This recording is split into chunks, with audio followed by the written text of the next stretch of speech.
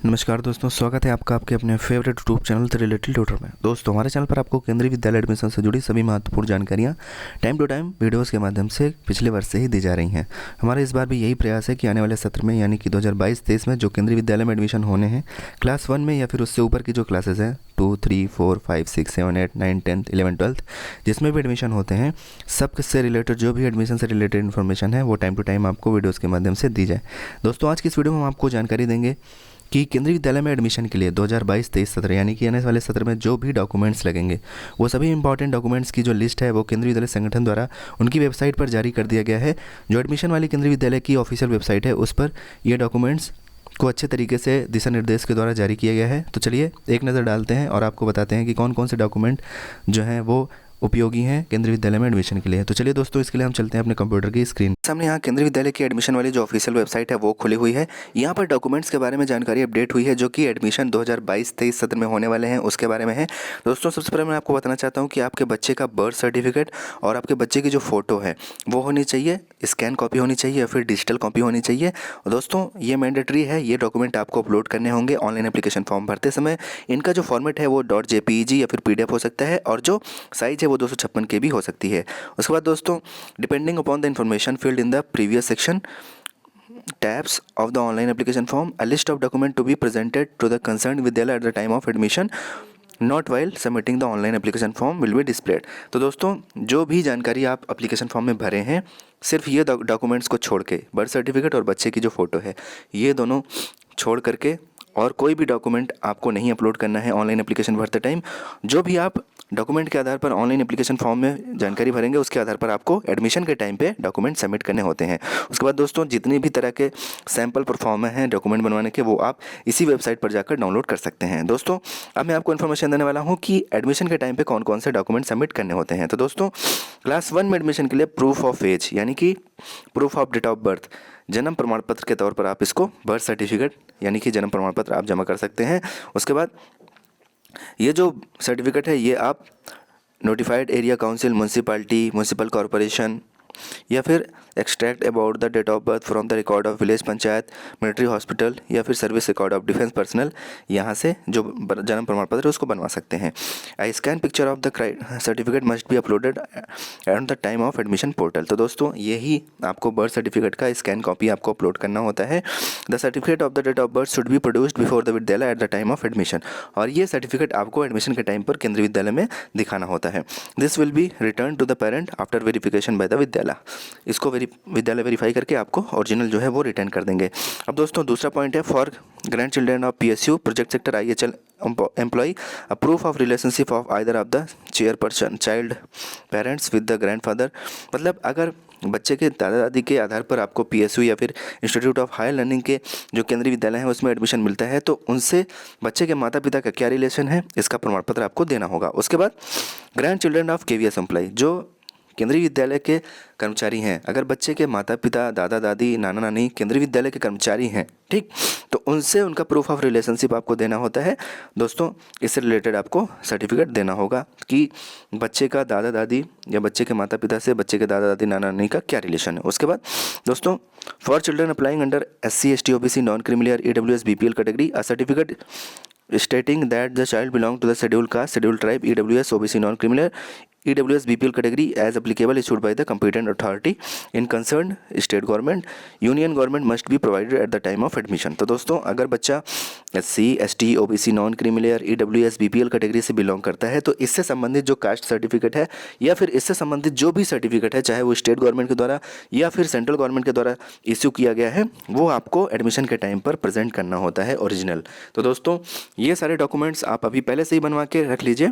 जैसे कि सुनने में आ रहा है कि 28 फरवरी 2022 से जो क्लास 1 में एडमिशन के लिए हैं वो ऑनलाइन एप्लीकेशन स्टार्ट हो जाएंगे। इसी वेबसाइट पर इन्फॉर्मेशन डिस्प्ले हो रही है। हालांकि केंद्रीय विद्यालय संगठन की ऑफिशियल वेबसाइट पर अभी इस तरह का कोई नोटिस नहीं आया है, लेकिन दोस्तों जानकारी अपडेट हुई है तो हो सकता है कि एडमिशन स्टार्ट हो जाए। तो दोस्तों, सारे डॉक्यूमेंट्स पहले से ही रेडी रखिए ताकि आपको एडमिशन के टाइम पर कोई प्रॉब्लम ना हो, इसलिए ये सारे डॉक्यूमेंट्स आप बनवा कर रख लीजिए। उसके बाद दोस्तों, for children applying under differently abled category, दुर्भाग्यवश कोई बच्चा डिफरेंटली एबल्ड है, दिव्यांग बच्चा है, तो उसको जो है उससे रिलेटेड सर्टिफिकेट देना होता है। ये जो सर्टिफिकेट बनेगा ये सिविल सर्जन, रिहैबिलिटेशन सेंटर और any other competent authority defined by government of India OM number, ये जो बताया गया है कि इसके हिसाब से जो बच्चा है वो हैंडीकैप की कैटेगरी में आना चाहिए जहाँ भी एप्लीकेबल है। तो दोस्तों इस तरह का जो प्रमाण पत्र बनता है फिज़िकली चैलेंज बच्चों का, तो आप जो है उसको पहले से बनवा के रखें, ताकि आप अगर डिफरेंटली एबल की कैटेगरी में अपने बच्चे का फॉर्म भर रहे हैं तो उसका लाभ आपको मिल सके। क्योंकि दोस्तों अगर सर्टिफिकेट नहीं होगा तो थोड़ा सा प्रॉब्लम हो सकती है। हालांकि अगर कोई बच्चा डिफरेंटली एबल्ड है और स्कूल के प्रिंसिपल द्वारा उसको देखकर ये उससे वो संतुष्ट हो जाते हैं कि ये बच्चा डिफरेंटली एबल्ड है, तो आपको ये सर्टिफिकेट देने की उस टाइम पे ज़रूरत नहीं पड़ती एडमिशन के टाइम पर। फिर आपको केंद्रीय विद्यालय के प्रिंसिपल के द्वारा टाइम दिया जाता है कि आप उसे विद इन टाइम बनवाकर सबमिट करें। तो दोस्तों ये जो बात थी ये डिफरेंटली एबल्ड के केस में थी। अब दोस्तों आगे बढ़ते हैं। For children applying under service category in which transfers are to be taken into account. बच्चों के जो माता पिता हैं अगर वो सर्विस प्रायोरिटी कैटेगरी में हैं, यानी कि बच्चे के जो माता पिता हैं वो सरकारी नौकरी में हैं, चाहे वो स्टेट गवर्नमेंट के हों चाहे वो सेंट्रल गवर्नमेंट के हों, तो ऐसे में उनको सर्विस प्रायोरिटी कैटेगरी के आधार पर एडमिशन में प्राथमिकता दी जाती है। तो दोस्तों इससे रिलेटेड उनको सर्टिफिकेट प्रोड्यूस करना होता है, यानी कि सर्विस सर्टिफिकेट, और नंबर ऑफ़ ट्रांसफ़र भी वहाँ पर कंसीडर किया जाता है। जिस बच्चे के माता पिता के ज़्यादा नंबर ऑफ़ ट्रांसफ़र होंगे और वो सर्विस कैटेगरी के होंगे तो उनके एडमिशन के चांसेस थोड़ा ज़्यादा होते हैं। इसलिए number of transfer in last 7 year, यानी कि पिछले 7 साल में बच्चे के माता या पिता जिसके आधार पर आप प्रायोरिटी कैटेगरी लगा रहे हैं उनके कितनी बार ट्रांसफ़र हुए हैं ये सर्टिफिकेट भी देना होता है। ये जो सर्टिफिकेट बनता है number of transfer of in last 7 year, ये बच्चे के जो माता पिता हैं उनके कार्यालय से बनता है, और सर्विस सर्टिफिकेट भी बच्चे के जो माता पिता जहाँ पर नौकरी करते हैं उनके कार्यालय के जो हेड हैं वो बनाकर देते हैं, तो वहाँ से ये सर्टिफिकेट बनते हैं। तो दोस्तों a certificate of retirement of retired uniform defence employ, अगर डिफेंस एम्प्लॉय हैं और वो रिटायर्ड हैं उनके बेसिस पर आप एडमिशन लेना चाहते हैं, एक्स सर्विसमैन का जो होता है, तो दोस्तों उनका जो रिटायरमेंट का सर्टिफिकेट है वो लगता है, तो इसके आधार पर आपको एडमिशन मिलेगा। तो दोस्तों ये सब जो डॉक्यूमेंट्स हैं ये बहुत ही इंपॉर्टेंट हैं जिन्हें आपको एडमिशन के टाइम पर प्रोड्यूस करना होता है। आप जो भी एप्लीकेशन फॉर्म में सेलेक्ट करते हैं, यानी कि जैसे अगर आपने सेलेक्ट कर लिया सिंगल गर्ल चाइल्ड कैटेगरी, तो सिंगल गर्ल चाइल्ड कैटेगरी का जो भी डॉक्यूमेंट होगा वो आपको प्रोड्यूस करना होगा। अगर आप OBC non creamy layer select करते हैं तो ओबीसी नॉन क्रीमी लेयर का आपके पास कास्ट कैटेगरी का सर्टिफिकेट होना चाहिए। इसी तरीके से अगर आप एससी सेलेक्ट करते हैं, एसटी सेलेक्ट करते हैं, ईडब्ल्यूएस सेलेक्ट करते हैं, तो दोस्तों ऑनलाइन एप्लीकेशन फॉर्म जब आप सेलेक्ट करेंगे उस समय भी आपको कुछ जानकारियाँ भरनी होती हैं। तो दोस्तों वो जानकारी आपको ऑनलाइन एप्लीकेशन फॉर्म भरते समय भी भरनी होती है ऑनलाइन एप्लीकेशन फॉर्म में। इसके लिए आप पहले से ही इन डॉक्यूमेंट्स को बनवा कर रेडी रखिए, अपने कास्ट कैटेगरी के हिसाब से, अपनी सर्विस प्रायोरिटी कैटेगरी के हिसाब से। दोस्तों जो बच्चे के माता पिता सर्विस कैटेगरी में हैं, यानी कि रेलवे में जॉब करते हैं या किसी भी सरकारी नौकरी में जॉब करते हैं, तो उनको अपने ऑफिस से ये सर्टिफिकेट अभी ही बनवा लेना है, उसको बनवा कर रख लें ताकि एडमिशन के टाइम पर कोई भी रश ना हो, आप जो है एडमिशन के टाइम पर उसको प्रोड्यूस कर सकें। दोस्तों जिन बच्चे के माता पिता सरकारी नौकरी में नहीं हैं उनके लिए ईडब्ल्यूएस सर्टिफिकेट, अगर वो ईडब्ल्यूएस की कैटेगरी में आते हैं तो ईडब्ल्यूएस का सर्टिफिकेट बनवा लें, बीपीएल धारक हैं तो बीपीएल का सर्टिफिकेट बनवा लें, और अगर गरीबी रेखा से नीचे हैं तो उसका जो सर्टिफिकेट बनता है उसको बनवा लें, ताकि जब भी आप एप्लीकेशन फॉर्म भरें तो आप जो है अपने बच्चे का वहाँ पर नंबर डाल सकें। क्योंकि ऑनलाइन एप्लीकेशन फॉर्म भरते टाइम ही ईडब्ल्यूएस वगैरह का जो नंबर है, सर्टिफिकेट नंबर है, वो आपको वहाँ पर प्रोड्यूस करना होता है। और दोस्तों एडमिशन के टाइम पर ये सर्टिफिकेट आपको केंद्रीय विद्यालय में देने भी होते हैं, अदरवाइज़ आपका जो एडमिशन है वो कैंसिल भी हो सकता है। तो दोस्तों पहले से ही सबको बनवा के रखें ताकि आपको एडमिशन के टाइम पर कोई भी दिक्कत ना हो। इसी तरीके से बहुत सारे लोग आरटीई को लेकर कंफ्यूज रहते हैं कि आरटीई में क्या क्या डॉक्यूमेंट्स लगेंगे। तो दोस्तों अगर आप OBC non creamy layer, general EWS, SC ST, schedule tribe, या फिर आप फिजिकली चैलेंज्ड है कोई बच्चा, तो ये सब आरटीई के तहत एडमिशन के लिए पात्र हैं। हालांकि वहाँ पर एक डिस्टेंस का क्राइटेरिया है कि केंद्रीय विद्यालय से जो घर का डिस्टेंस है वो इतने किलोमीटर होना चाहिए। इस पर हम ऑलरेडी वीडियो बना चुके हैं। उस वीडियो का जो थंबनेल है उस पर ये लिखा हुआ है कि क्या सरकारी बच्चों का एडमिशन, जिन बच्चों के माता पिता सरकारी नौकरी नहीं करते हैं उनका एडमिशन नहीं हो सकता। तो दोस्तों वो वीडियो आप ज़रूर देखिएगा। इस वीडियो के लास्ट में आपको वीडियो सजेस्टेड वीडियो के तौर पे मिल जाएगी, आप वहाँ से जाकर इस वीडियो को देख सकते हैं। इसी तरीके से दोस्तों आगे कुछ और डॉक्यूमेंट्स के बारे में हम आपको जानकारी देंगे। ये जो इन्फॉर्मेशन यहाँ पर शो हो रही है ये बिल्कुल पूरी तरीके से ऑफिशियल है, क्योंकि दोस्तों ये जो इन्फॉर्मेशन यहाँ पर शो हो रही है ये केंद्रीय विद्यालय संगठन की जो एडमिशन वाली ऑफिशियल वेबसाइट है, जिसका वेबसाइट का एड्रेस है kvsonlineadmission.kvs.gov.in। वहाँ से ये जानकारी मैं आपको बता रहा हूँ, और ये जो जानकारी अपडेट हुई है ये 2022-23 सत्र के लिए ही है। तो दोस्तों आप इसको पूर्णतः ऑफिशियल मान सकते हैं और इसके हिसाब से अपनी तैयारी पूरी कर सकते हैं, सारे डॉक्यूमेंट्स वगैरह बनवा सकते हैं। क्योंकि दोस्तों केंद्रीय विद्यालय में जो एडमिशन होता है वो एंट्रेंस एग्जाम के आधार पर नहीं होता है। केंद्रीय विद्यालय में क्लास 1 में एडमिशन के लिए कोई भी एंट्रेंस एग्जाम नहीं होता है। यानी कि जो भी एडमिशन होता है वो आपके डॉक्यूमेंट्स के आधार पे होता है, आपकी कैटेगरी क्या है, आपकी सर्विस प्रायोरिटी कैटेगरी क्या है, इसके आधार पर होता है। अगर आप सरकारी नौकरी में हैं तो आपको प्रायोरिटी मिलेगी एडमिशन में, अगर आप सरकारी नौकरी में नहीं हैं तो आप आरटी के तहत ऑनलाइन एप्लीकेशन फॉर्म भर सकते हैं, वहाँ से आपके बच्चे को एडमिशन मिल जाएगा।